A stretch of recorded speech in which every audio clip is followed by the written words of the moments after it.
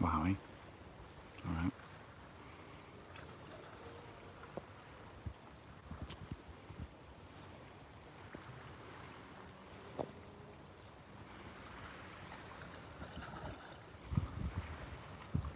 Somebody asked the other day when I was talking about storylessness, do I not believe that it's worth telling your story? Well, I mean, we know that in a lot of psychotherapy and talk therapy practice is based on the idea that telling your story is intrinsically therapeutic. I think it's important to be heard. I think it's important to be seen. I am a little suspicious of it now. I would be asking questions like, how many times are you telling your story? How many years have you been telling your story for? If it didn't produce a massive amount of healing in the first 4 or 5 times of you telling the story, or in the first 4 or 5 months of doing it, I wouldn't continue to do it 4 or 5 years later. That would seem to me to be a process that either has had all the beneficial effects that it's going to have, or that if it was going to work better, it already would have worked better by now. But storytelling is important. Usually with psychotherapy and talk therapy practice, what they're trying to guide you towards is rewriting a narrative. So I wouldn't just say storytelling is bad. Storylessness is good. You need your story. You need to know who you are in the world.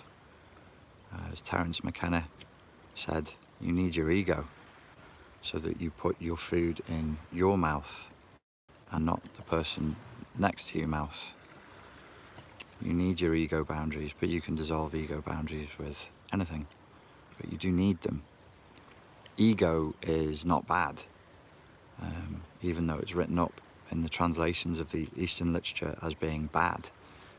When they are saying ego in Sanskrit, it's different to Freud's use of the term ego, but it all got translated as ego because that's the only word we had at the time when these writings were really, really popular. But in Sanskrit, it's aham kara, and it's the story maker, the I am story maker, and implicit in that name is that there is bullshit there. So it's ego plus bullshit is what they were really talking about. Your ego, though, just your ego functions. You need a nice, clean, healthy ego with good structures and good boundaries. You don't need an egoic ego infested with narcissistic ideologies telling you that you're something that you're not, or that you need to compete with others and put other people down in order to be okay in the world. So yeah, tell your story. I think this person was actually specifically talking about writing a blog. And I was like, well, I guess I would experiment, maybe just write it down for yourself and don't put it in public and see how that feels. Then try putting it in public and see how that feels. What's the objective? Are you seeking to heal? Is it helping you to heal? And if it isn't, don't double down on it. But the storylessness that I was talking about was my phrasing for trying to convey the usefulness of Zen type practices, which is to actively put your yin into the mental space. Now the mental space functions in a very yang way. The mind makes decisions, it makes judgments, it calls things by their name, it forms strategies and plans, and then it acts them out. It's hyper active. It's very, very active and can become hyperactive. It can become hyper yang. That's not good. That's not healthy. So you take that yang tool and you reintegrate the yin back into it, because there always needs to be yin in yang, and there always needs to be yang inside of yin. Otherwise we lose balance and things can get infected and become toxic, and that's not helpful. So putting your mind into a yin state is, I tend to talk about the Zen tradition because a lot of people, when they ask about meditation, they're not sure exactly what it is, or they'll say to me, which meditation should I do? Should I do the one where you're visualizing flying through the universe on a unicorn, or is it the one where I'm an intergalactic space squid? And I'm always like, that's not meditation. That's a visualization or a hypnotic trance state, and it may or may not be useful. Meditation, pure meditation, is listening.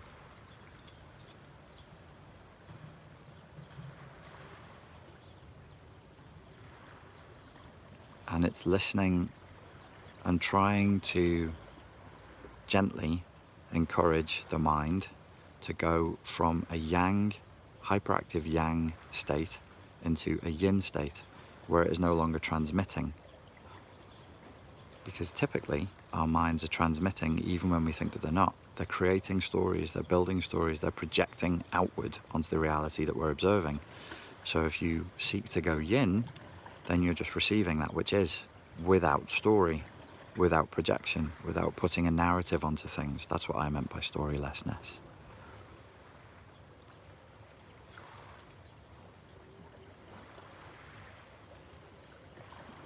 And people are addicted to having a hyperactive yang state in their mind. They can find a storylessness state where there's a lack of stimulation, boring or frightening.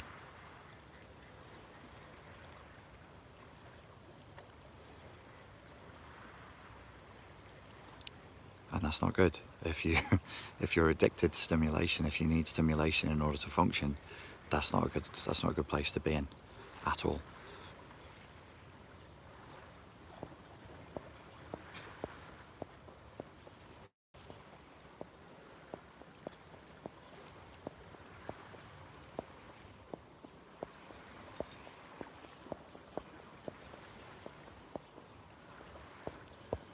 And don't be brutal and excessively yang, toxically yang, and judgmental and condemning and name calling when you're doing that meditative type work. You want to just relax, and your meditation is your meditation. So however you do it, whatever weird way that's unique to you that gets you to that space where your mind is just somewhat less active, don't create a false dichotomy, don't create a false purity, a binary state. Either my mind is full of illusion or it's in complete Zen-like bliss. No, it'll all shift between the two states. Don't worry about that. If you can just turn it down a little bit, reduce the noise and reduce the movement, that's enough. You've done a lot if you can just reduce it a little bit. We're not living in a culture that encourages that. We're living in a culture that encourages the opposite of that. Keep thinking, keep talking, keep judging, keep condemning, keep having opinions, keep shouting. Don't listen, shout. Don't receive, transmit. There isn't much money to be made in a nation of people who are happy to sit by a beach and watch the sun come up, or to sit around doing nothing. It's like capitalism's worst nightmare, a nation of enlightened people who don't want to spend any money because they don't need anything in order to feel better. They're just like, nah, I'm good here, man. I'm good. You can keep all that stuff. But we have new sneakers for you. I don't need sneakers. I have the air that I'm breathing. Fuck off with your sneakers.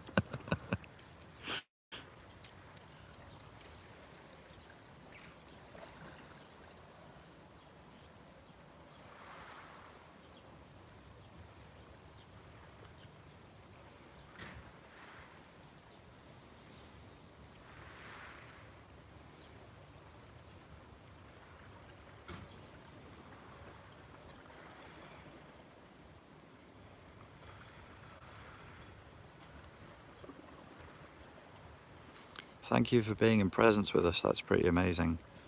Actually, I just didn't have coffee this morning. I'm not in presence, I'm sleepy. No, I'm just joking. I'm trying to make the camera not shake.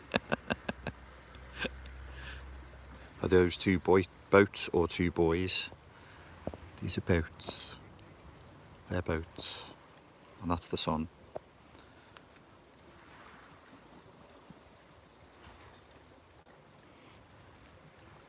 So yeah, don't make a don't fetishize the idea of storylessness. That was just one linguistic way of trying to say something that other people are saying.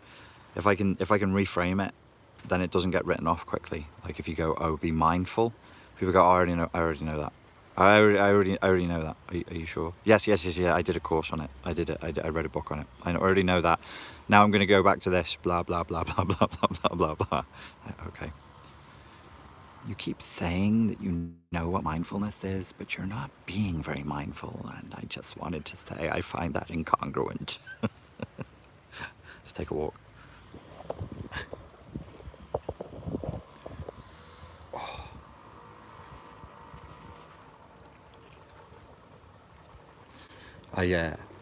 You've probably already heard this thing that Eckhart Tolle said about mindfulness. He says he doesn't like using it because he doesn't want your mind to be full. He wants it to be empty. Empty cups. Nice clean cups. You know who's into empty cups? Bruce Lee. He was into the Chan school of philosophy, which is the Chinese forerunner to Japanese Zen. And he spoke frequently about emptying your cup so that you can receive ideas. Because if you don't empty the cup, you just have projection. You have hyperactive yang, and what you need is a nice clean yin state where you can receive.